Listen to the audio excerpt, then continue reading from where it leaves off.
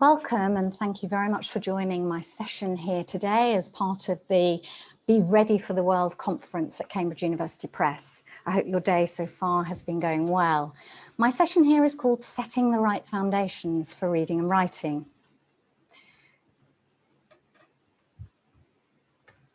So before we go too much further, let me properly introduce myself. I'm Jill Budgell. Some of you may already know me as I've worked a fair bit in the UK and internationally. So I started life as a British mainstream teacher, teaching and working in and around London. I then developed a strong interest in primary ESL and ELT teaching, working with bilingual children, and I became a teacher and advisor. And then shortly after that, I became very interested in the kind of resources that were being provided or not being provided for bilingual children or those learning English. And so I entered into the world of educational publishing. And you can see that I've been working in educational publishing now for over 25 years, still striving to produce the very best resources for children. I specialise in early years and primary year groups, and particularly English language development, including phonics, which will be perhaps an important part of the conversation here today when we talk about foundation. And as I mentioned, I've worked in international and UK markets. So in the next 45 minutes or so, this is what I'd like to cover with you. What do we really mean by foundations? I think different people might understand different things. And that will lead us into a consideration of two things that sometimes people find quite difficult to put together when we're thinking about foundations. So we're going to look at systematic, structured, synthetic phonics. What does that mean? What's the evidence and what does it look like? How do we know when we see it? And then we're also going to look at sharing high quality texts. How can we do that alongside the phonics? And again, what do we mean? What's the evidence for it? And what does it look like in the kind of resources that we're looking for? Okay, so what do we mean by foundations? Well, I thought it would be sensible to firstly consider this from the perspective of the characteristics of effective learning. These are set out in the UK market for us in a document. You can see there the link at the bottom if you want to go online and find out a little bit more about it. But we talk about three main areas of effective learning. And whatever we mean by foundations, clearly we want to ensure that our teaching is effective and the learning is effective for pupils. So the first important aspect is this notion of playing and exploring. We want learners to engage with their learning, to be really excited by it and to be a part of it. We don't want to do to them, we want them to engage. So that might include, as you can see in the picture here, being active, being out, finding out and exploring, using what you already know in a play situation, and also not being afraid to give something a go. So we want this sense of exploration and confidence. The second key area when we think about the characteristics of effective learning is this one of active learning. It's a motivator. We want learners to be actively involved. We want them to be concentrating. We want them to be persistent and resilient. We hear a lot about this term at the moment, resilience. And it's really important that we bring the learners with us and that we set the scene for them to be able to make the most of the learning. And we want them to understand that there are goals. It's not just exploring or playing for the sake of it, but they're actually aware of their goals and they enjoy achieving those goals. You can see the picture here. This was taken in Uruguay, actually, where the teacher was exploring the use of her whiteboard and was really engaging the learners and motivating them by asking them to come up and participate. Just a small example. The third area of effective learning is creating and thinking critically.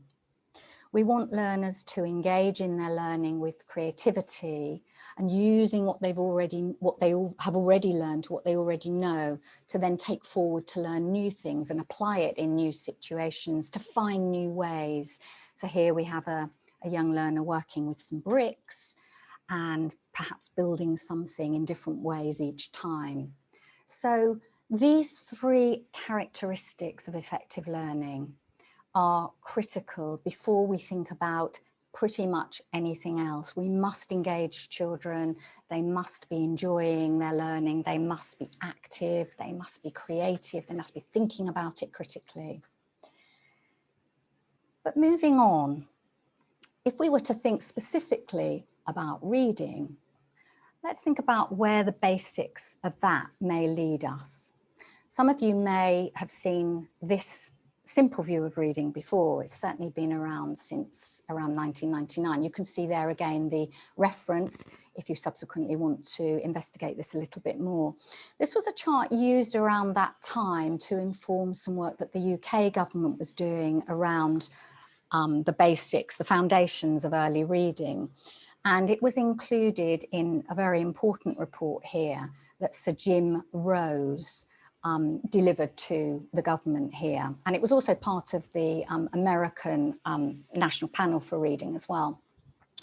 And very simply, it shows that the foundations of reading might be described in two ways. The vertical axis is important for understanding that we want children to understand what they're reading.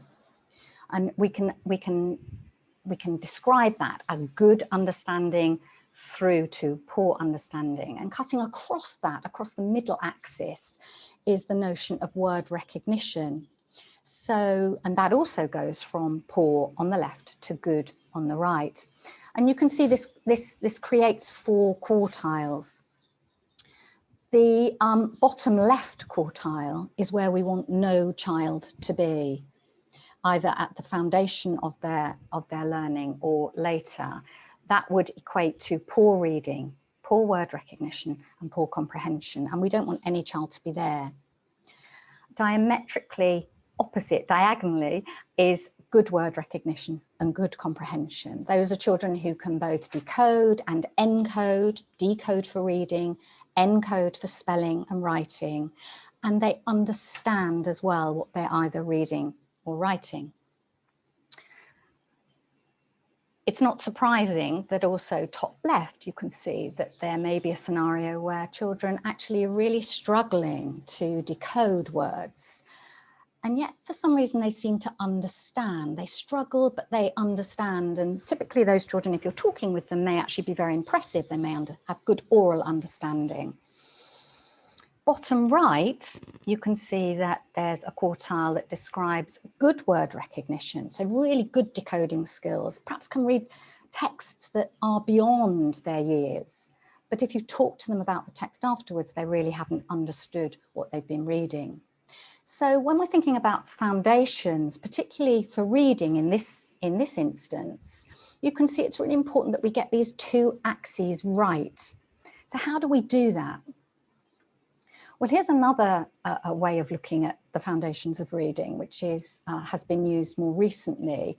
And you can see from the date there, and again, the source, if you want to have a look at the further research around this. It's a very useful way of saying, okay, well, now we understand that language comprehension and word recognition are very important.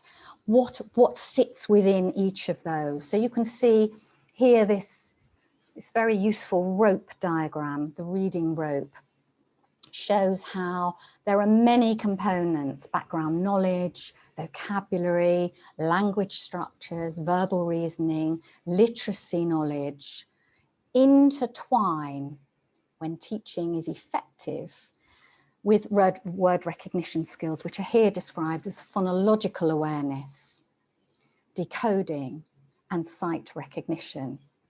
And you can see how the rope intertwines to produce a skilled reader. So it's quite a useful way of beginning to think about reading.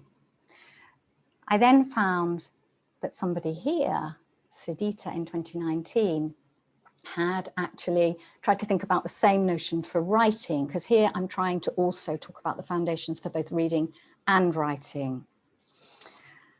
So this piece of research tried to do the same. I'm not sure it works quite as well, but it's quite interesting to consider what are those strands that then intertwine. What are the foundations for writing that we would need to consider?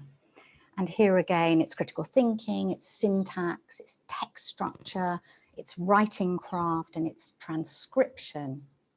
And in this webinar today, we're particularly looking at reading and writing. I should also say, of course, I should have said with the characteristics of effective learning that all of that has to be underpinned with oral skills, speaking and listening, critical too in those early foundations. But here we're thinking about reading and writing. So you'll have noticed in both the reading, the simple view of reading and the reading rope that, and the writing rope actually, that there is mention of decoding or encoding, spelling. So I thought it might be useful to think specifically here about systematic structured synthetic phonics as one of the foundations for independent reading and writing. Let's have a think about that. If we had a chat box here, I would invite you to think about spelling the word phonics in as many different ways as you possibly can.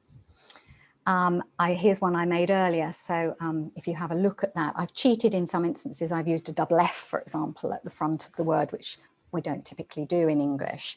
And you can see I've used KS for the X sound. You can use an IX, X, for the N sound. You can use a PH at the beginning or an F at the beginning of the word. We can double up the middle consonants, double N. But all of this playing shows that I can both read these words, although they're spelt in different ways. And I could, I'm sure if I'd asked you, you could too, have spelt this word in some of these ways, because we understand the relationship between the letter name and the letter sound, and the way we can use those together to create different spellings of words and to help us to decode and read words. So reading and spelling, reading and writing are really two sides of the same coin, and we must always remember that in our phonics. The other really important thing about understanding that reading and writing are two sides of the same coin is that the pronunciation of letters in the understanding of English is really important too. So for example, your lips only touch for 4 letters of the alphabet. So if you think about saying the alphabet, you'll notice that there are only 4 where the lips actually touch. For example, some of the letters feel very close. It's almost like your lips do touch, but they don't. So there are only 4. I'm going to leave you to think about what those other 2 are. So now we've got the situation where we're talking about foundations of reading and writing. We're talking about phonics, and we understand that phonics is about the letter, the way the letters look, the letter's name, the letter sound, how they work together to allow us to read them and to write them, and also how we say the letter sounds. So the final part of that is to understand that we must teach children how to correctly write those letters. The letter shape, the grapheme, as we call it, is crucial to establish in the foundations of writing. And this extract here is taken from the Cambridge University Press Pen Pals for Handwriting programme, which I'm a co-author. And you can see here, there are very clear ways that we should teach children how to join letters. Different countries, different schools, even here in the UK, teach these letters in different ways. But it's very important that what you choose for your school is consistent from when you first start with the children, whether it's in nursery or kindergarten, right through to when they leave primary, because they need to use these consistently and confidently. So this should also be very much part of a phonic programme. And you can see in this style, we teach a slight letter exit. So if you look at the letter I here, it comes down and there's a very slight exit curve before we put the dot on the top. And that's certainly a style of handwriting that's proven to be very effective. And similarly, don't forget capital letters. We need to teach children the difference. The foundation for these is very important. And we think we know how to write these letters. But if you look at a letter like the capital M here, the principle usually is top to bottom, left to right. So we come down, we lift the pen. We come down, up, down. And many people would start at the bottom of M and go up, down, up, down. So actually understanding this and being really consistent when we're teaching really supports a strong foundation for learners. I'm not talking yet at all about how you would teach this, whether you would do this immediately on paper, probably not, because remember those characteristics of effective learning at the beginning. We want children to be able to make big movements as well as small movements. And it may be that the initial letter formation, for example, happens with a scarf or a streamer and or children painting outside or running around a letter shape. There can be lots of interesting and engaging ways that we can use those characteristics of effective learning to teach the foundations. So if systematic phonics is very important, what is the evidence for it? Well, I mentioned some of these briefly at the beginning when we were looking at that simple view of reading with the two simple axes. In the early 2000s, 2006, the National Reading Panel in the US called for evidence around the effectiveness of systematic synthetic phonics. And they drew on evidence from the Clackmannanshire study in Scotland and a study in Australia. And what they found was that across the board, there was really strong evidence for systematic synthetic phonics being the best foundation for children's reading. Since then, there have been obviously many, many more research studies, but that could be a webinar in its own right. More recently, I jumped to 2018 when the Education Endowment Foundation, who run many educational research projects with classrooms and teachers, also ran their own study. And they also drew the same conclusion that phonic approaches have been consistently found to be effective with an average impact of an additional 4 months progress, particularly with learners 4 to 7 years old. So for this webinar where we're talking about foundations, we can't talk about that without actually nodding towards phonics, systematic synthetic phonics. So what do we mean really by that? We've had a play looking at that slide with the different ways of reading and spelling the word phonics, but what does it really mean? I thought it would be useful here because I'm assuming that lots of you will be from all around the world. If I tell you how we've come to where we've got to here in the UK. So we have an early years foundation stage statutory requirement for reading and writing. And it's actually in the process of being updated. And so I thought it would be useful to show you what our expectations are for these very young children for reading and writing. And it says here that we expect children at an expected level of development to say a sound for each letter in the alphabet and at least 10 digraphs. Remember a digraph, 2 letters, 1 sound. So C with H, 2 letters make the 1 sound, ch. So that's the kind of level we expect by the end of reception when the children are 5. We expect children to be able to read words by sound blending. So we expect them to be able to see the word cat and to be able to say k, a, t, to read the word cat. This needs lots and lots of practice, and therefore we expect them to be able to read aloud simple sentences and books. The books and the practice we give the children must be at the same level of our teaching. We can't expect them to read the word dog if we haven't taught them the letters and the sounds for d, o, g. So we need to be really careful about matching the opportunities for practice to what we've taught.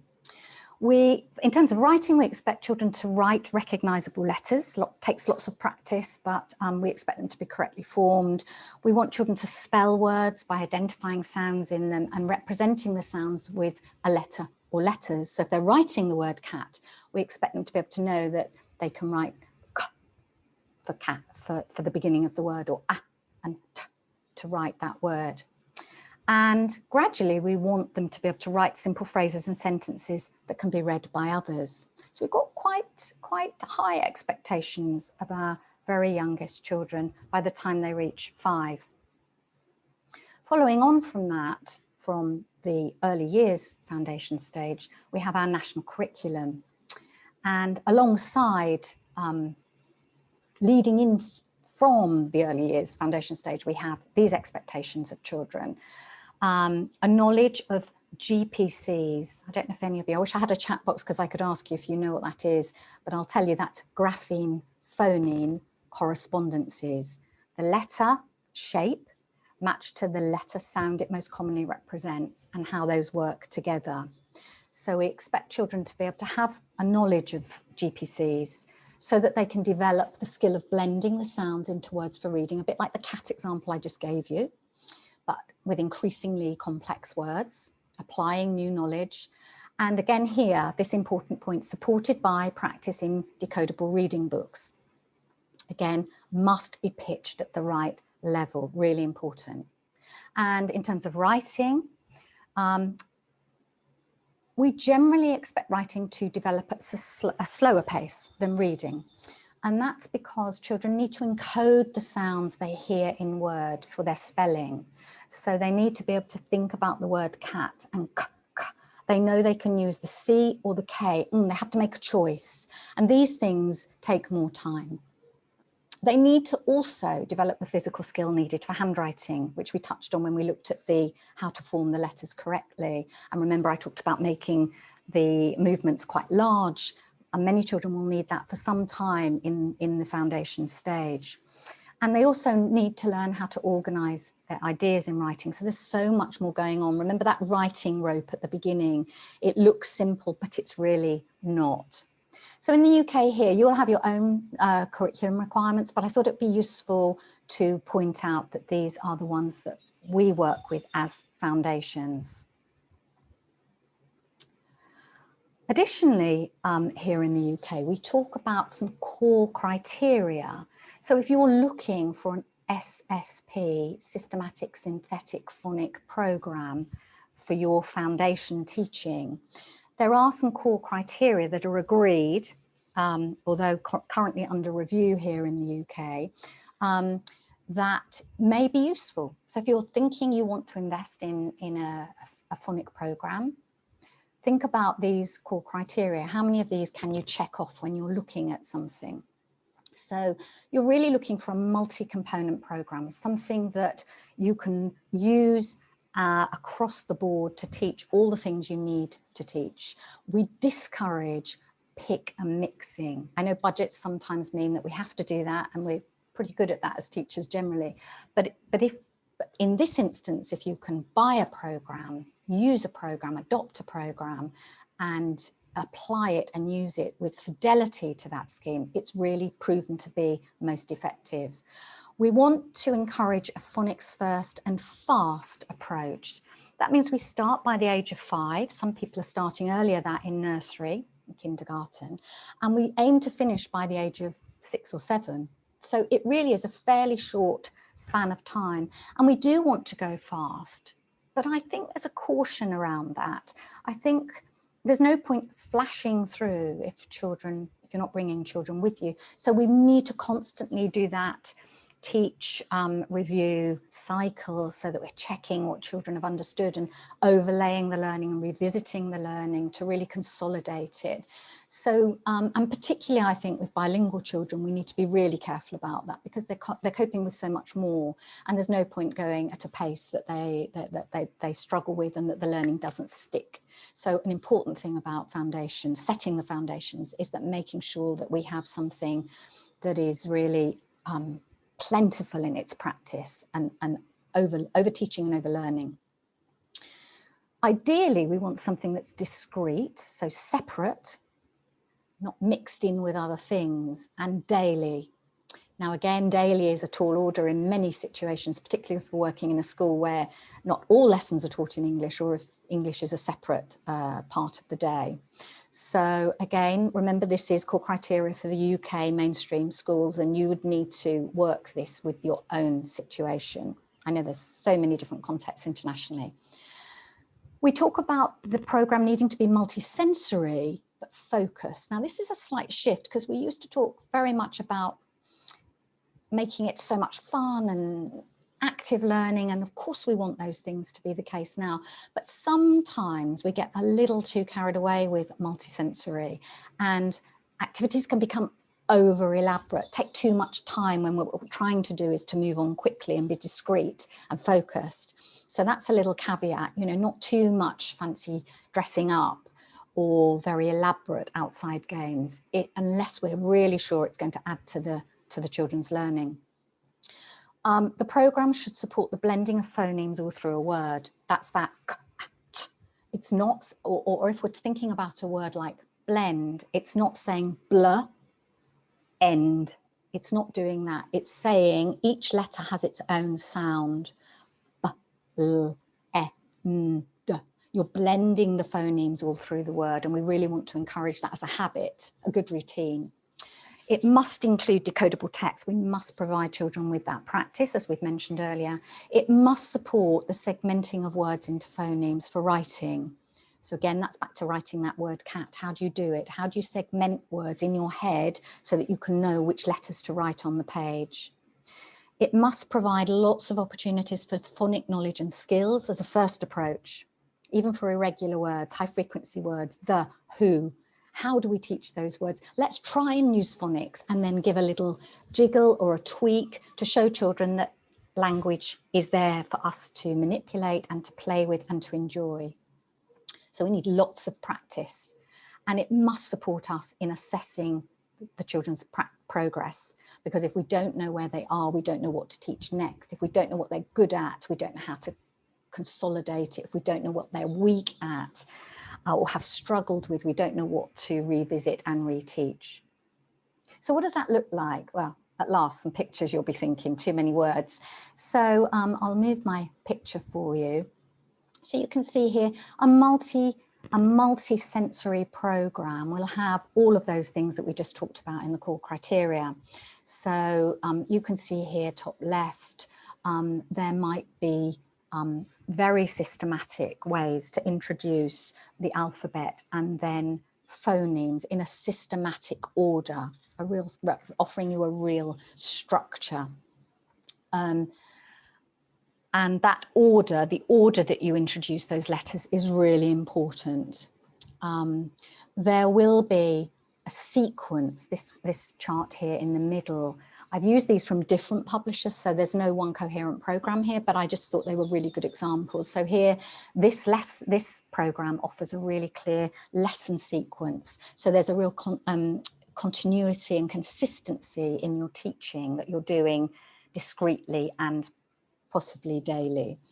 So having that kind of mantra is really, really important. We've mentioned decodable readers here. There's, in this program that I've borrowed, you can see that there are different levels, and at each level there are a number of books, and each book will focus on giving practice for the letters and the letter sounds that you have taught, no more. Quite difficult to write, not always that fantastic in terms of quality of literature, but really essential practice. This is a really nice example here where you can see, I don't know what level this is from, but you can begin to have a look at the fact that we've got the as a high frequency word, we've got so we've got adjacent consonants going on here, here. We've got another sound. So we've got and So these are beginning to look at how, oh yes, we've got rest and we've got pond. You've probably picked that up too. So we're around phase 4 in our letters and sounds terminology in the UK, where we've taught all the grapheme phoneme correspondences, and we're beginning to look at what happens when we put them together. And we're not saying it's og, frog. We're definitely saying it's og. 4 letters, 4 sounds. So that's a key difference between new synthetic phonics and older style analytic phonics.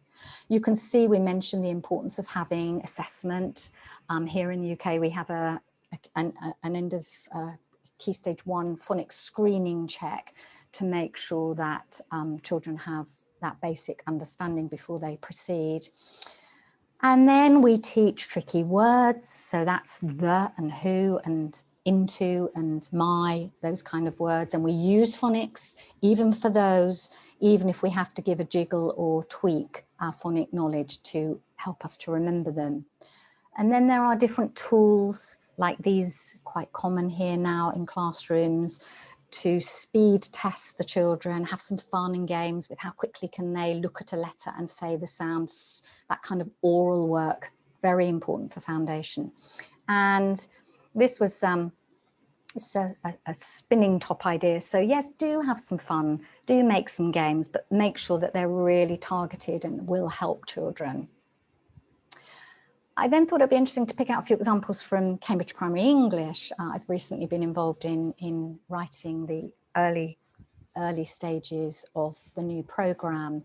And obviously the children are slightly older here, they're into grade 1, but still it's important to carry on, to really keep consolidating those basic foundations. So you can see here, quite simple, some paper-based activities that we include just to remind children that they're listening for sounds, and we're reinforcing here. Say the word, circle the letter for the last sound. It's a hen. Let's remind ourselves, does it end with a t or a So we'll keep coming back to it, even though we're here with slightly older children. It's important to keep tracing and writing the letter shape, saying and hearing the sounds in words, reading the words containing the sound, and saying and writing short words. You can see here there's another example of writing short words. There's no harm at all in revisiting those foundations. And slightly further on, in the second phonic workbook for Cambridge Primary English, you can see we continue that support and that consolidation, and we're here looking at slightly more complex phonemes. So air and r, or actually it's air and air here, and ear and ear, because it tells me it's the sound in share, even though we know that A-R-E can also be R, as in R. So you can see, and then also we have a look back section. So we do make sure that we're checking, we're assessing, we're checking the children's learning to see if they've remembered everything that we've taught in those foundation stages.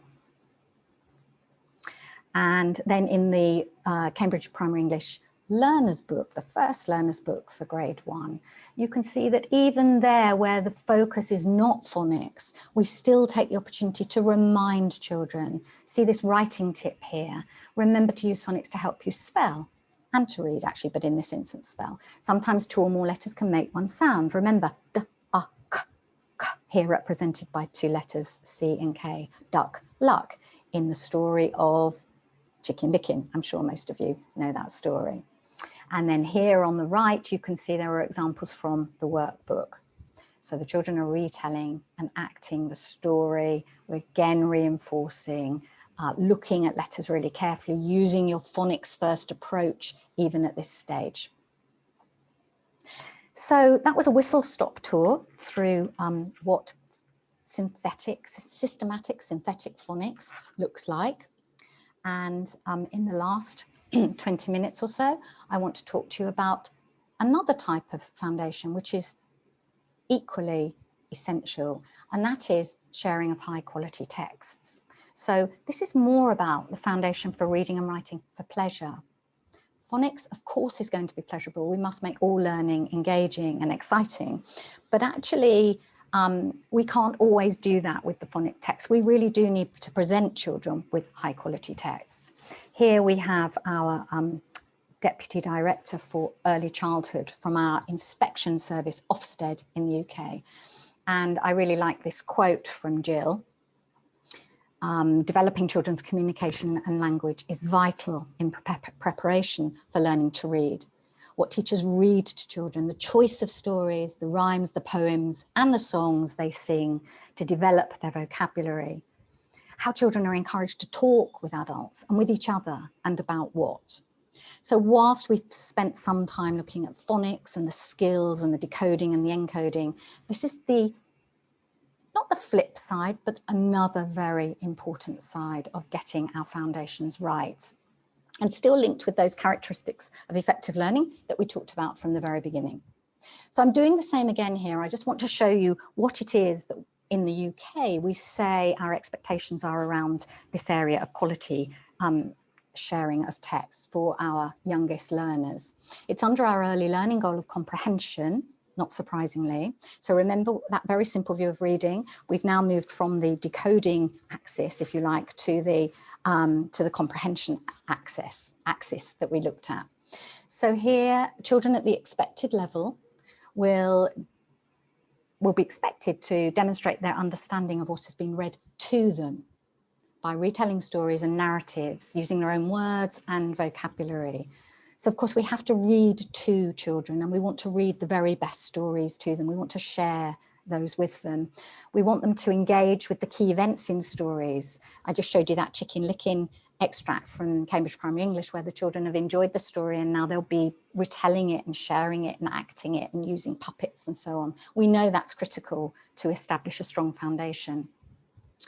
And this point about vocabulary is also very important. Use and understand recently introduced vocabulary during discussions about stories. Here it is, non-fiction, rhymes and poems, and during role play. So it's not just fiction.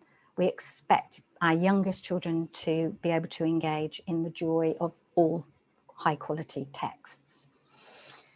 As we move on to our national curriculum, we have ongoing expectations for the use of high quality text to support the foundations of both reading and writing. So alongside their knowledge of grapheme, phoneme correspondences, remember that phonic, those decoding and encoding skills, we need to hear, share and discuss a wide range of high quality books to develop a love of reading and broaden their vocabulary. Listen frequently to stories, poems and non-fiction. Here it is again, that they cannot yet read for themselves. We aren't expecting children to read these books independently like we are with the phonic decodable texts. These are books that may be challenging. They may have challenging ideas, challenging language, challenging vocabulary, and we're sharing it with them. We also expect that there'll be the opportunity to listen to and discuss information books and other non-fiction to support their foundations in other subjects, even from the very earliest stage. And we want to show children how some of the processes help with finding out information. I'm not going to read this slide, but the evidence for this, again, I could spend a whole webinar looking at the evidence for the importance of high quality texts for our very youngest readers. I chose this one because it's from the Department for Education in the UK, and it's called Research Evidence on Reading for Pleasure. And although it's from 2012, I think the points that you can see here, supported in each case by sources, so you can, if you want to, pursue some of those if you're interested in any in particular. But each of these statements, which I hope you're glancing over as I'm talking, support this notion of the importance of reading for pleasure. And the benefits, if you look at that last point, include comprehension, grammar, positive reading attitudes, pleasure in reading in later life, and an increased general knowledge. And I'm sure if many of you enjoy a good read, you'll know that that's oh so true. So what does reading of this kind, reading high quality text, look like? Well, you can see it looks like books. It looks like lots and lots of beautiful high quality picture books, photographic books, fiction, non-fiction, rhyme, poetry, and it looks like sharing that reading with our friends. I thought it would be useful to flag here the Cambridge Reading Adventures series that some of you may know, published by Cambridge University Press. It's a beautiful series. It's clearly banded into different colour bands. So it starts with very simple books and it leads through to more complex texts, highly illustrated, photographic, a real rich tapestry of high quality texts for children to enjoy. Part of a reading program, yes, contrived, constructed, yes, but gives you a real progression through which you can work. But of course, alongside something like this, you would also want ideally to have a class library, a community library where children can pull on trade reading books too. In Cambridge Primary English, I wanted to show you how we've managed, worked really hard actually, to include some of those Cambridge Reading Adventure books as well as some trade picture books so that the children get a real exposure, even though this is grade 1, to those high quality texts. So here there's a little book called It's Much Too Early. And you can see it's quite a simple text. The whole text is included. It's supported by illustration, but it's rich and it's carefully constructed, but for reading for pleasure and supportive of the developing child.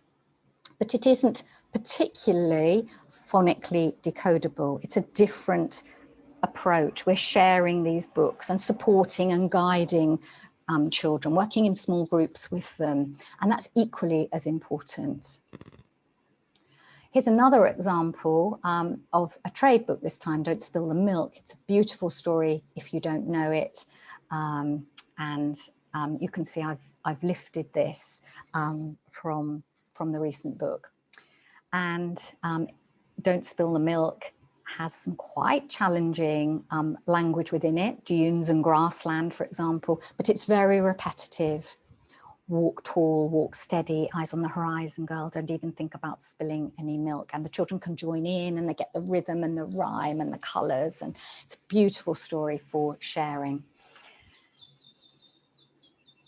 As an example of non-fiction in Cambridge Primary English, I chose this lovely book from Cambridge Reading Adventures about a first trip on a train. And it's a lovely sort of montage effect of photo and illustration. And the girl is on the train for the first time, and she's actually going, as you can see, to visit her grandfather.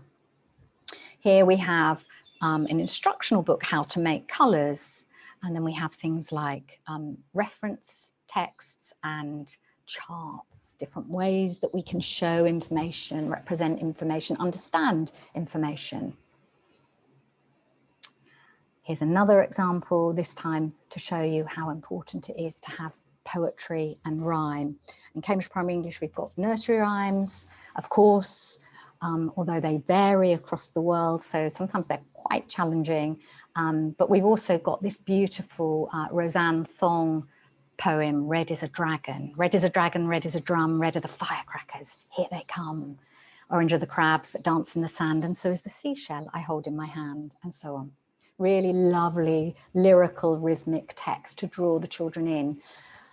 Can they read it independently? Probably not immediately. They can certainly use their phonics to help them, but it isn't about that. It's really about the sharing of the high quality text and the engaging with the pleasure of that. We've also got One Wet Day, a lovely fun rhyme here, and lightning in the theme about weather. Lightning is nothing more than the electric hiss of a snake's kiss. So lots of fun sounds, hiss and kiss. You could draw back to the phonics in that instance. So that was rather a race through, and I could repeat the whole webinar by talking about completely different foundations, the importance of speaking and listening, for example, oral traditions. But I chose two things. I chose systematic structured synthetic phonics and what we mean about that, what the evidence for it is. We don't take on things lightly without there being global evidence for something. And I tried to demonstrate what that might look like if you're looking for a program, what you need to be on the lookout for, and what that might look like in some of the Cambridge materials. And the same with sharing high quality texts. It's just as important. We really want children to have a love of reading, and they have the skill, but they need the love to take them through life. And again, we looked at what that means, what the evidence for it is, and what it might look like, what you can be on the lookout for. So that's my session completed. I hope it hasn't been too much of a whistle-stop tour. I hope there are lots of links in there that you can pursue if you would like to revisit any of them. And I hope not only have you enjoyed your day so far, but I hope you continue to enjoy the conference. Thank you very much for joining me.